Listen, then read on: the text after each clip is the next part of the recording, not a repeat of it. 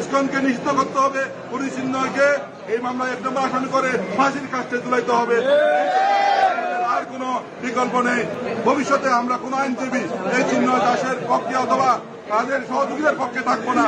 মোর দেন 51 lawyers যারা ওনার হয়ে আদালতে এসেছিল, সবার বিরুদ্ধে পুলিশ কেস করা হয়েছে, সবার বাড়ি ঘর ভাঙা হয়েছে, আর ওদের মধ্যে অনেক লোক লুকিয়ে রয়েছে, কেন কি ওরাও আতঙ্ক রয়েছে। যখন কোনো অভিযোগে কোনো মানুষ গ্রেপ্তার হয় কোনো দেশে, তখন উকিল পাওয়াটা তার অধিকার, সেই অধিকার থেকে তাকে বঞ্চিত রেখেছে।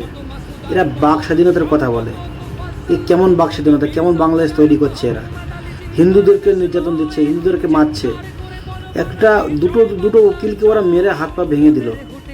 চীনপ্রভুর যারা জনতা দাঁড়িয়েছিল তাদের হাত পা ভেঙে দিল মেরে। এরকম ওর কোন দেশে হয়? তালিবানের থেকে তো আগে চলে যাচ্ছে এরা দেশ চালাবে। এদের এখনো সংসার চালানো বয়স নিয়ে দেশ চালাবে।